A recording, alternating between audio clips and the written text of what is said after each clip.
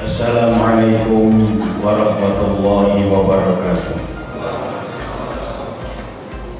Alhamdulillahirabbil alamin wa bihi nasta'in ala umuri dunya waddin. Wassalatu wassalamu ala asyrafil anbiya'i wal mursalin sayyidina Muhammadin wa ala alihi wa ashabihi wa man tabi'ahum bi ihsanin ila yaumiddin, amma ba'du. Qala Allah ta'ala fi kitabil karim wa huwa asdaqul qailin. A'udzu billahi minasy syaithanir rajim. Bismillahirrahmanirrahim. Ya ayyuhalladzina amanu kutiba 'alaikumus syiyam kama kutiba 'alal ladzina min qablikum la'allakum tattaqun. Shadaqallahul azim. Jamaah salat Isya dan salat tarawih Masjid Sakinah yang saya muliakan, ada dua ungkapan yang biasa diungkapkan oleh orang Arab dalam bahasa Arab untuk menyambut kedatangan tamu. Yang pertama, ahlan wa sahlan, dan yang kedua, marhaban. Dua-duanya kalau diterjemahkan ke dalam bahasa Indonesia artinya sama, selamat datang. Kalau kata orang Ciamis, wilujeng sumping, atau kata orang Jogja ya sugeng rawuh, atau orang bule ya welcome. Tapi selamat datang, sugeng rawuh, wilujeng sumping, dan welcome penggunaannya yang berbeda. Jadi kalau ahlan wa sahlan biasanya digunakan untuk menyambut kedatangan tamu yang biasa-biasa saja, yang umum. Tapi marhaban ini digunakan hanya untuk menyambut tamu yang dianggap mulia, yang dianggap istimewa. Nah, marhaban untuk Ramadan, kalimat yang dipakai adalah bukan ahlan wa sahlan, tapi marhaban. Itu menunjukkan bahwa bulan Ramadan adalah bulan yang istimewa. Tapi Bapak sekalian, selain kata selamat datang, kata marhaban itu juga memiliki makna lain, yaitu tempat memperbaiki sesuatu yang rusak. Jadi marhaban itu selain selamat datang artinya tempat memperbaiki sesuatu yang rusak. Apa korelasinya dengan Ramadan? Itu menunjukkan bahwa bulan Ramadan, bulan di mana kita mengintrospeksi, menilai, mengevaluasi amal-amal kita. Bisa jadi selama ini ada yang rusak-rusak. Mari di bulan Ramadan ini yang rusak-rusak itu perbaiki. Misal, bisa jadi amal kita campur sedikit ria, pamer, apalagi di era digitalisasi. Semuanya ingin dilihat oleh orang. Bahkan ketika sholat duha pun ingin divideokan. Dulu ada seorang ibu minta divideokan sama suaminya. Pak, tolong videokan ibu mau sholat duha. Untuk apa tuh Bu? Ibu mau share di grup. Dulu, ibu-ibu zaman dulu. Kalau sekarang sih insya Allah enggak beda. Itu menunjukkan bahwa ada sesuatu yang rusak dalam diri kita, niatnya. Nah, yang kayak gitu-gitu di Ramadan diperbaiki. Ada sedekah pengen divideoin, ada tawaf pengen divideoin. Itu menunjukkan bahwa niat ibadah kepada Allah secara ikhlas, murni hanya karena Allah, ini sering terganggu oleh bisikan-bisikan syaitan supaya kita tidak ikhlas. Nah, ketidakikhlasan itu adalah merusak nilai amal ibadah kita. Di bulan Ramadan, mari kita perbaiki yang rusak-rusak itu. Bisa jadi ada yang bengkok, mari kita luruskan yang bengkok-bengkok itu. Bisa jadi yang salah, mari kita yang salah itu kita betulkan supaya tidak salah. Itu kata marhaban. Makna lain dari kata marhaban marhaban adalah tempat yang lapang, tempat yang luas. Apa hubungannya dengan Ramadan? Mari kita sambut Ramadan itu dengan hati yang lapang, hati yang luas. Karena berapa banyak orang yang ketika kedatangan Ramadan ngeluh, ya datang Ramadan lagi, puasa lagi, ini bisa tidak makan siang hari lagi. Itu menunjukkan bahwa belum marhaban hatinya. Jadi kalau sudah marhaban ya lapang, marhaban ya Ramadan, selamat datang wahai Ramadan, kami sambut dengan penuh sukacita, penuh lapang dada. Kenapa? Karena bulan Ramadan tamu yang agung, tamu yang mulia. Jadi marhaban digunakan hanya untuk menyambut kedatangan tamu yang dianggap mulia, yang dianggap spesial, yang dianggap istimewa. Pertanyaannya adalah di mana letak keistimewaan bulan Ramadan itu sehingga disambut dengan marhaban. Rasulullah Muhammad SAW dalam sabdanya,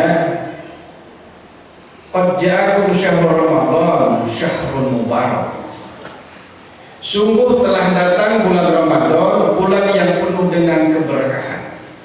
Jadi keistimewaan Ramadan adalah bulan yang diberkahi oleh Allah.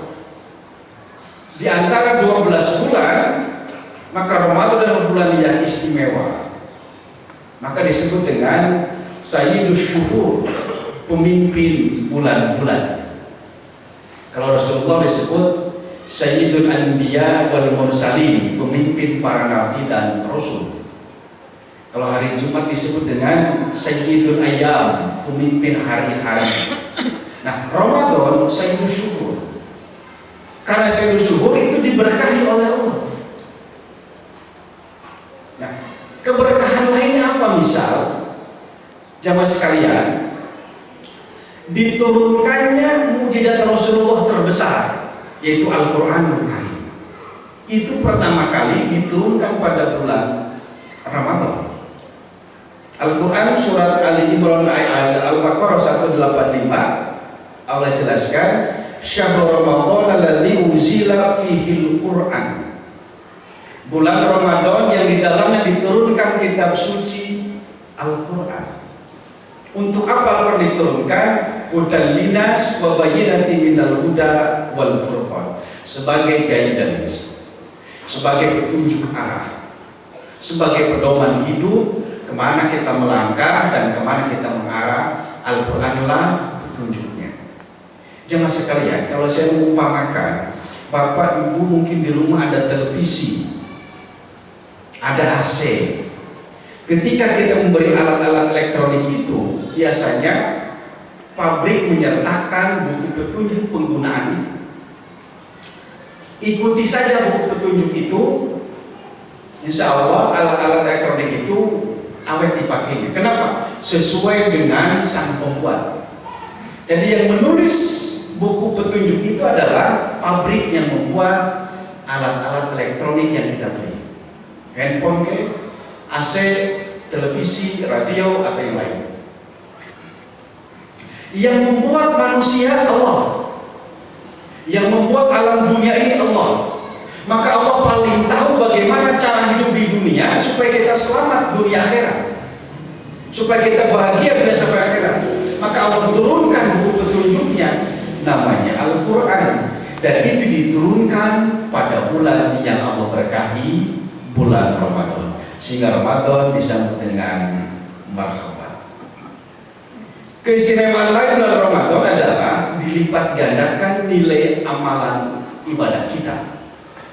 Bapak sekalian, kalau Bapak Ibu sholat maghrib berjamaah, itu kan pahalanya 10 kali lipat dengan 27 derajat di luar bulan Ramadan. Di dalam bulan Ramadan 27 derajat dikali dengan 70, 700, bahkan Allah masih berjanji, wallahu yudha'ifu liman yasha. Itulah keberkahan Ramadan, keistimewaan Ramadan, dilipat gandakan nilai-nilai pahala ibadah kita. Suatu saat Rasulullah Muhammad SAW setelah sholat tahajud, beliau menangis, "Ya Allah, kenapa engkau ciptakan umatku di akhir zaman ini usianya pendek-pendek, sementara umat sebelumku umurnya panjang-panjang. Ada yang 900 tahun, ada yang 1000 tahun. Sementara umatku baina sittin wa sab'in, antara 60 sampai 70. Maka siap-siap saja yang sekarang usia sudah 69 tahun 11 bulan, ya kira-kira siap-siap aja ya. Mau kemana lagi kita? Tapi kata Allah, Muhammad gak usah khawatir. Walaupun umatmu umurnya pendek-pendek, tapi nilai pahala ibadahnya melebihi umat sebelum umatmu. Mari kita hitung sekalian. Rasul melanjutkan hadis tadi itu, fihi lailatun khairun min alfi syahrin. Di dalam Ramadan itu ada satu malam yang apabila kita beribadah pada malam itu, maka nilai pahala ibadah kita melebihi 1000 bulan. Lebih 1000 bulan itu. Ada seorang ibu ditanya, ibu umur berapa? 60 Pak. 60. Dari 60 berarti kan sudah 60 kali atau lebih lah. 60 kali kurang dari menemukan Ramadan. Berapa kali dari 60 itu yang ibu serius atau bapak serius di malam 10 terakhir nggak pernah bolong? Hitung-hitung, ingat-ingat, kayaknya Pak paling 20 kali. Yang selebihnya Pak kadang-kadang sholat, kadang-kadang tidak untuk sholat tarawihnya, qiyam Ramadan. Baik, kalau 20 kali tidak pernah bolong di 10 malam terakhir Ramadan, itu asumsinya berarti orang ibu ini atau bapak ini mendapatkan Lailatul Qadar 20 kali ya? 20 kali Lailatul Qadar. Andaikan 1000 bulan dikali 20, itu kan 20.000 bulan lebih. Karena alfin maknanya itu tidak 1000 persis, tapi 1000 lebih untuk ungkapan yang banyak. 20.000 bulan lebih itu dinilai ibadah semua. Kalau kita bagi dengan tahun, setahun itu 12 bulan, maka 20.000 dibagi 12 kira-kira sekitar 1.600 tahun. Jadi 1.600 tahun kita dianggap beribadah. Adakah umat sebelum itu beribadah sampai 1.600 tahun? Tidak ada, kecuali umat Muhammad. Itulah yang Nabi Muhammad membuat tenang, membuat damai, sehingga Nabi Muhammad mati betul itu. Taharru Lailatul Qadri, intai jaga Lailatul Qadar, itu jangan sampai hilang. Karena setahun sekali kita bisa bertemu itu, manfaatkan betul. Ini keistimewaan Ramadan. Keistimewaan lainnya apa?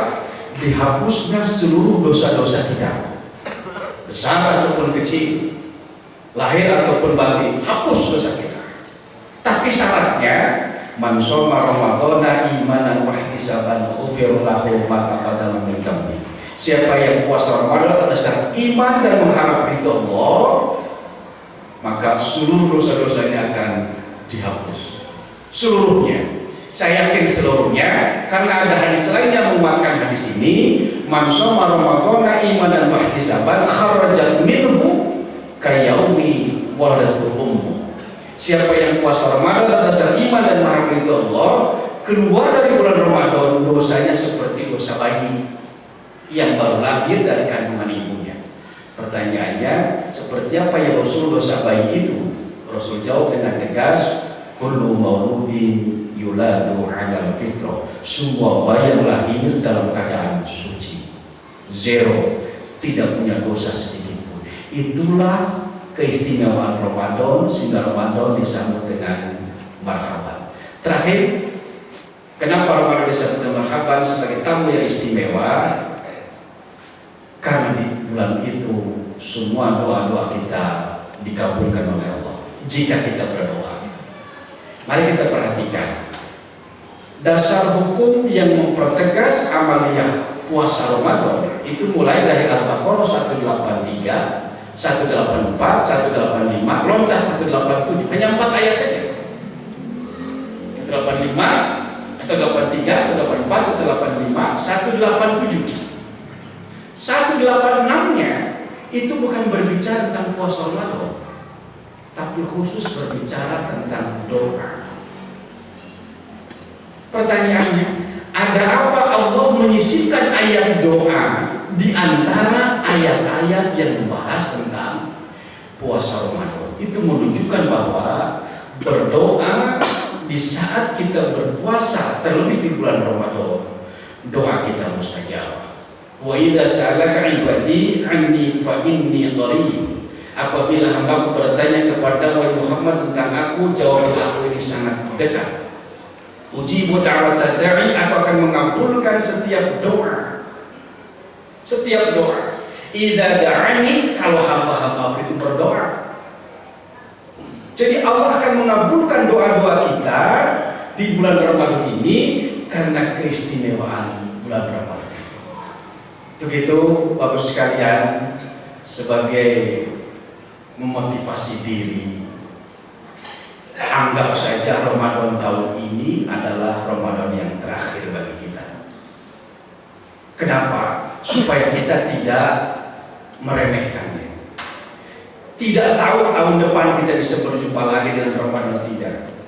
Berapa banyak teman kita, tetangga kita, saudara kita yang Ramadan tahun 2004 masih hidup, tapi sekarang mereka telah pergi meninggalkan dunia ini sehingga tidak bisa melakukan ibadah Ramadan. Bersyukur kita masih diberi kesempatan oleh Allah untuk bisa berjumpa dengan bulan Ramadan, dan mari kita manfaatkan bulan yang istimewa ini sebaik-baiknya untuk melakukan amal yang Ramadan. Baik ibadah puasa, qiyam Ramadan, i'tikaf, tadarus, zakat, infak, sedekah, wakaf dan seterusnya. Dan kita berharap mudah-mudahan kita juga berjumpa dengan Lailatul Qadar, dan kita mohon kepada Allah semoga seluruh rangkaian amal ibadah kita diterima oleh Allah Subhanahu wa taala. Amin ya rabbal alamin. Mohon maaf lahir batin. Marhaban ya Ramadan. Wassalamualaikum warahmatullahi wabarakatuh.